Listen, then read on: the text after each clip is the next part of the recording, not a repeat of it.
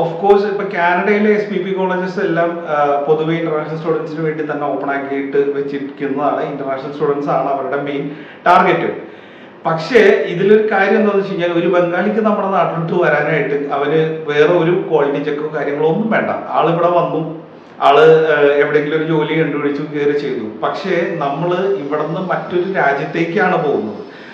ആ രാജ്യത്ത് അവരുടേതായ നിയമങ്ങളുണ്ട്. അപ്പൊ ആ രാജ്യത്തേക്ക് ഒരാൾ ചെല്ലാൻ വേണ്ടി ശ്രമിക്കുമ്പോൾ ബേസിക്കലി ഈ ഒരു കോളേജ് നമുക്കൊരു ഓഫർ ലെറ്റർ തന്നാൽ പോലും അവരുടെ ഇമിഗ്രേഷൻ ഡിപ്പാർട്ട്മെന്റ് ഉണ്ട്. അവരിതെല്ലാ കാര്യങ്ങളും ചെക്ക് ചെയ്ത് നോക്കിയിട്ടാണ് അവര് ഒരു സ്റ്റുഡന്റിന്റെ പ്രൊഫൈല് നോക്കി ഇവർക്കൊരു വിസ കൊടുക്കണോ വേണ്ടയോ എന്നുള്ളൊരു തീരുമാനത്തിലേക്ക് എത്തുന്നത് ഇമിഗ്രേഷൻ ഡിപ്പാർട്ട്മെന്റ് ആണ്. കോളേജിന് ചിലപ്പോൾ ചെയ്യാൻ പറ്റുമായിരിക്കാം, ഇൻ വേൾഡ് സിറ്റുവേഷൻ ചിലപ്പോൾ കോളേജ് അങ്ങനെ ചെയ്യുമായിരിക്കാം. പക്ഷെ അവർക്ക് വിസ കൊടുക്കുന്നത് കോളേജ് അല്ലല്ലോ, അവർക്ക് വിസ കൊടുക്കുന്നത് ഇമിഗ്രേഷൻ